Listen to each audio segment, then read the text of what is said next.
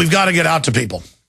I got one more thing, and I'm going to say, you globalists that are out there, you're listening to me, you zombies that are out there listening that are going to follow these orders, and you're going to do it. I'm waiting on you, because I'm mad as hell, and I'm not going to take it anymore, and we're coming after you. When you come to take our life, liberty, and our pursuit of happiness, that's our God-given rights, we're going to stand up for them, and we're going to take them, and we're going to crush you. You're going to be beneath our feet, because I'm telling you, there's nothing more powerful in the world than God in heaven. And he's given us those three things, and we will fight and die for them. And I'm telling you right now, you are nothing, and we're on to you. Well, amen to that. Good to hear from you. God bless. All right, Sheriff Mack coming up. More of your calls. Stay with us. The United States and the rest of the world is facing this 21st century New World Order system, this private corporate tyranny, this anti-free market, this monopoly capitalist system that works with the communist and fascist, because we did back down. And you notice they're running more and more wild upon us every day. We're going to Sheriff Richard Mack here in just a moment for the balance of the hour, and then also jam in Josh, who's U.S. Army, and Donna, Pax, Matt, and others. I'm going to get to everybody before the broadcast ends today. But I want to remind you that supporting the alternative media is now more important than ever. And this platform of Infowars.com, the radio show, the films, the nightly news show, the TV show at 7 o'clock every evening Central, that is a platform where we support other researchers and patriots and activists. And if it wasn't for InfoWars and my team and your support, because you're part of our organization as supporters. In fact, you're the most important part.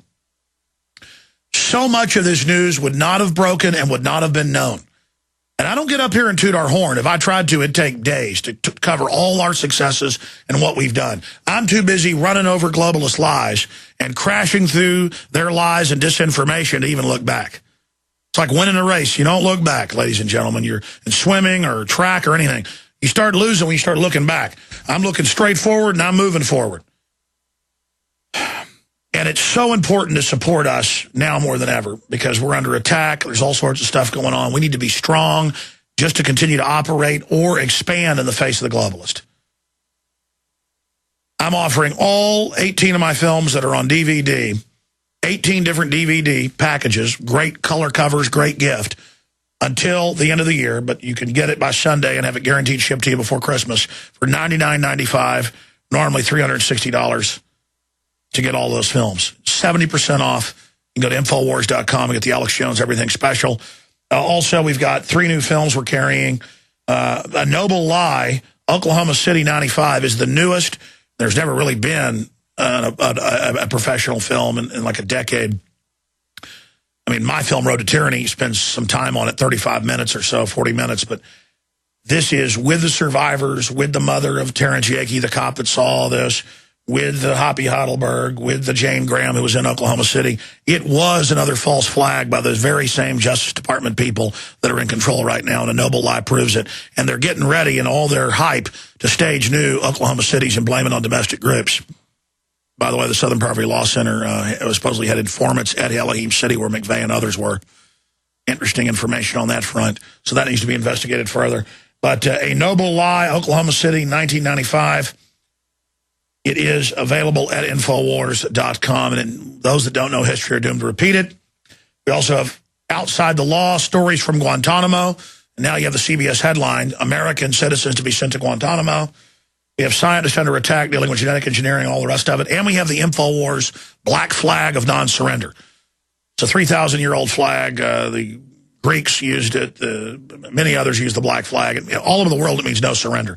It became the pirate flag because when they ran a black flag up, it meant we're going to fight you to the end, and if you don't surrender now, we're going to kill everybody. Well, that's not what we're saying. In the military, now a black flag just means we are not going to surrender. And so that's why it's black flag with Infowars.com across it. Great way to spread the word in your house, outside your house, your business, whatever. Those are available for like $14 and supports the cause at Infowars.com as well. So, again, Jaron did the professional job, even folding it up in the official way. But there's the Infowars flag, and it says, because there's a war on for your mind under it, the black flag of no surrender. And we're also offering 44% off on a yearly membership right now at prisonplanet.tv. 9 years in April we've had the site, and we've really tricked it out now and works better than ever. You see the nightly news there and so much more. Prisonplanet.tv. All right, for the balance of the hour, then I'll go in a little bit overdrive and take calls. Sheriff Richard Mack joins us via video Skype. He lives out in Fredericksburg, but we got him on short notice, so we couldn't drive in. I look forward to having him in studio in the next few weeks and back on the nightly news. But he's the guy that took it to the Supreme Court, the Brady bill, beat it, a key 10th Amendment ruling saying the states have a right to say no to the feds. We already knew that, but it was an important modern ruling. SheriffMack.com is his website. And now he goes all over the country and speaks to police and military and others about their constitutional duty, especially the power of sheriffs, the most powerful elected person in the county. That's what's in the Constitution. And the Southern Poverty Law Center and ADL, we saw an ADL headline yesterday, secret sheriff's meetings with ADL talk about small government terrorists. And if you want small government, you're a terrorist. So the police are being brainwashed with just incredible cartoon level. You see, I've seen the training videos and training manuals. You can't believe cops are nodding their head while George Washington is called a terrorist and scum. I mean, you're like, it's Red Dawn. There's the enemy right there. You know, the enemy of the Republic. But listen, I talk like that, but I never call for violence. But clearly it's treason. Sheriff Mack is very calm, very gentlemanly. That's why he's effective. Police really listen to him. Sheriffs really listen to him. And so the Southern Poverty Law Center keeps putting reports out. You see them in dental offices. They mail them to executives and professionals. My dad gets sent it without ever asking. It comes to him. They're also running around in Austin, the ADL, Southern Poverty Law Center, you know, promoting like a civil right to have the county pay for abortions with your tax money. The point is they're in everybody's business. And they came out and they said, Sheriff Mack says kill police, which is like saying Dudley Do-Right says kill police. And, well, he's going to tell you the story right now, but the article is up at Infowars.com. It's also posted right now at thenewamerican.com. William F. Jasper wrote the article, SPLC admits lying about Sheriff Mack, lawsuit pending. He joins us via video Skype to break this down. He tells the whole story and even sent me as proof the correspondence with the Southern Poverty Law Center, I guess now squirming and not wanting to be sued because they are caught red-handed. And this is standard procedure. They just tell cops, Ron Paul, cop killers. They support cop killing. We've seen the training manual. If you got a Ron Paul sticker on the car, that may be a cop killer. They said the same thing about Sheriff Mack, and now when he tries to go talk to police, they're like, are you the cop killer, man? So he joins us now to break this down. Sheriff Mack, good to have you. Well, thanks a lot, Alex. I appreciate being able to talk about this this horrible situation that the SPLC is and ADL, as you mentioned, Ventura County Sheriff, doing training with the ADL against people who believe in the Constitution and limited government. I don't see why that would be a threat that any police officer needs to learn about. No, and again, it reads like a cartoon if your head's screwed on straight, but for them, they're really buying it. So break it down for us, exactly what happened, what they said about you, and now their, quote, retraction. Okay, yeah, I've been in touch with Mark Potok. You know him very well. He's the director of the SPLC. Anytime the Southern Poverty Law Center is on television, he's the one representing them. And so they've been going after me ever since I did the Brady Bill fight that you just mentioned. I started that in 1994, and they put me on in their book that Morris Dees did. Immediately, I was included in a book of Dangerous Patriot Americans.